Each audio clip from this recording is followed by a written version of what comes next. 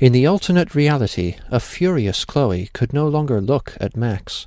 Max wept silently beside Chloe, willing her to understand, to forgive her. She couldn't end her best friend's life. Maybe Max owed Chloe an escape after causing this traumatic timeline and putting her in this paralyzed state, but still she couldn't do it. "Max, if you're not going to help me, you can leave," Chloe said firmly. "Get out," she said more forcefully. Max anguished over her decision, her vision blurring with tears, but just as she couldn't pull the plug, she couldn't leave either.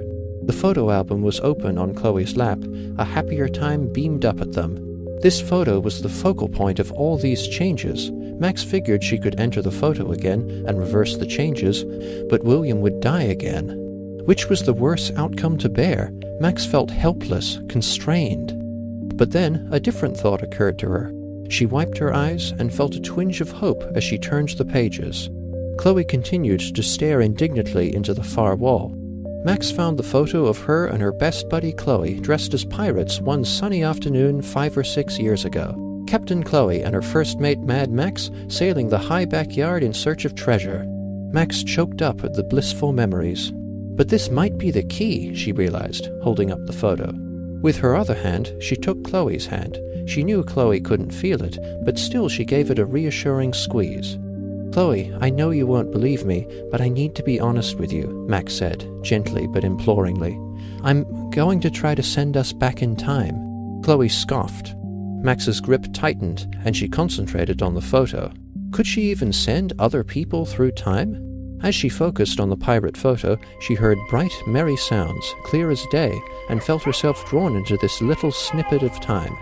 With a flash, Max found herself back in 2007, in her younger body, as the very Polaroid she travelled through slid out from William's camera. "Yarr, 'tis a fine photo indeed," William, Chloe's father, declared jovially. He looked at Max. "Oh no, your nose is bleeding."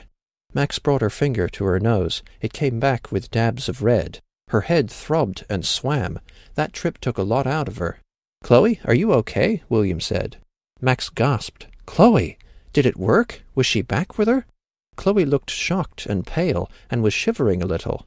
William held his daughter's shoulders and shook her gently. "Chloe, are you all right? Chloe?" Chloe seemed to snap back to reality, and took a deep, long breath. I'm fine, Dad," she murmured. She smiled and stroked her father's cheek. Still worried, William clapped his hands and set about raising the mood. "You know, I think you both need a tall glass of lemonade. Too much running around in the sun," he prescribed warmly. "Come on inside. Max, let's wash that nasty nosebleed." Max wiped her nose with her forearm. "No, thanks, it's clearing up," she assured him. William nodded. "Well, I'll still get that lemonade." He winked and walked inside the house.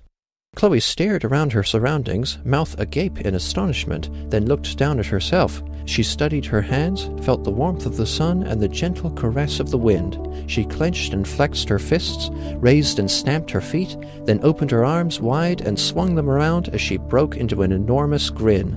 Her movements were slow and slightly clumsy, as if she were relearning them. Chloe paused to look at Max, stunned once more. How did you do this?" she asked her, amazed. Max shifted uncertainly on her feet. "I can't begin to understand it, but I can reverse time. I can travel back in time using photos, and I must have brought you too," she explained softly.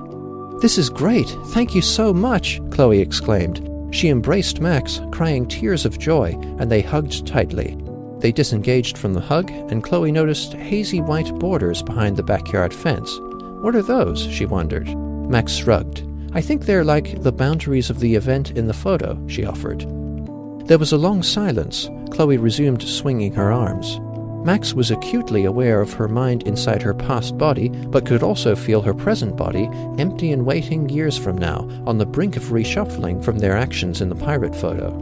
"So, what do we do now?" Chloe deferred to Max, letting her arms fall to her sides. Max thought long and hard. She had little idea how this photo-traveling ability worked. Would she have the strength to bring them both back to the present? And even then, putting Chloe's mind back inside her quadriplegic present body after this brief euphoria of movement would be unimaginably cruel. She looked into Chloe's beautiful eyes and held her hands tightly. She knew what she had to do. Chloe, I've given you so many chances with this power, in different lives, you know, Max said tenderly. Now I think you have to take the chance. What? I've made a mess of it, Chloe, Max confessed, her eyes welling up with tears. Maybe you can change things for the better. Wait, Max, what do you mean you made a mess of it? Chloe asked urgently. Max looked away remorsefully. I hid your dad's keys to save him from a car crash. I changed the timeline and I put you in that wheelchair. Save Dad? Oh, Max. Chloe hugged Max tighter than before as she quivered with sobs in her loving hold. It's okay. It's okay. You couldn't have known, she insisted. Max's sobbing gradually subsided.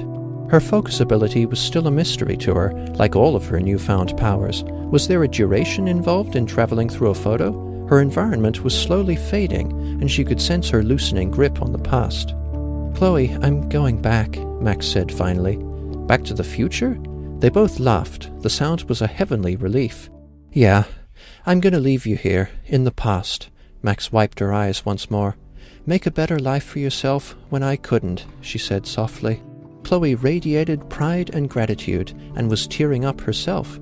Thank you, I will, she assured her old friend, but you've done so much. They shared a look of understanding. William returned with 2 glasses of lemonade. Max and Chloe clinked their glasses together as the world around Max faded faster into whiteness. Cheers, they said in unison. And watch out for that fucker Nathan Prescott, Max warned in parting. Max slowly awoke in the present, back in her 18-year-old body. A little groggy, she scanned her surroundings. She was in Chloe's room, but gone was the clutter and the angsty scrawlings on the walls. As her vision cleared, Max saw Chloe gazing down at her, smiling warmly.